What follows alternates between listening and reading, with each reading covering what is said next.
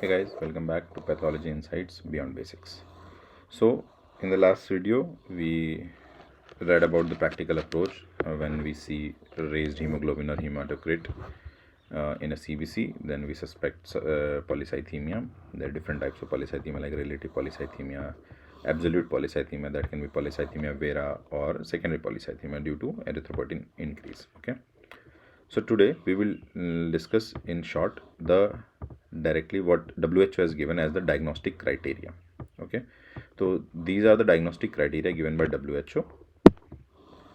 There are two types of diagnostic criteria: major criteria and minor criteria. Okay, by WHO in the latest edition for polycythemia vera.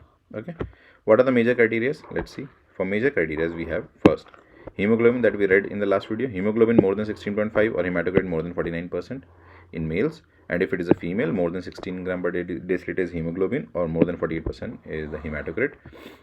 That will be considered as one criteria. Okay, another in the last workup we saw at the end, even with the mutations present, we have to see the bone marrow. Okay, so in bone marrow biopsy finding, we see hypercellularity will be there, of course. This is the most marked feature, panmyelosis.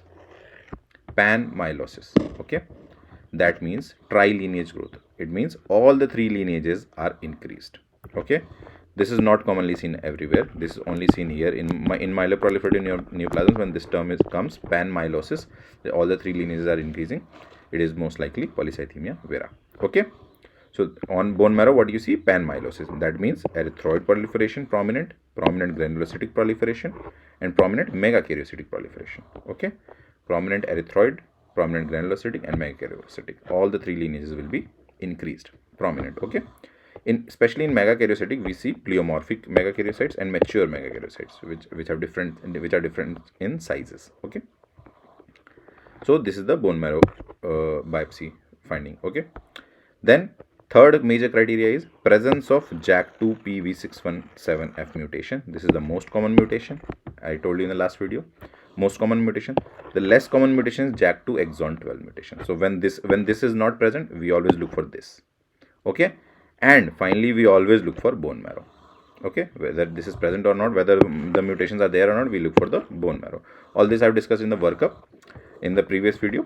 Okay, so the three major criteria are hemoglobin or the hematocrit concentration, then bone marrow biopsy findings showing panmyelosis, and then presence of JAK2V617 mutation, F mutation, or JAK2 exon 12 mutation. Okay, and only one minor criteria is there, that is subnormal serum erythropoietin levels. Okay, serum erythropoietin levels should be subnormal. It should not be high. If it is high, then that we saw yesterday.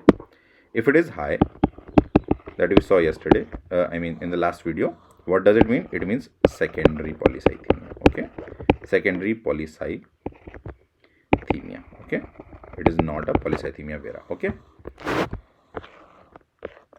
then finally, what do you need for the diagnosis out of these criteria?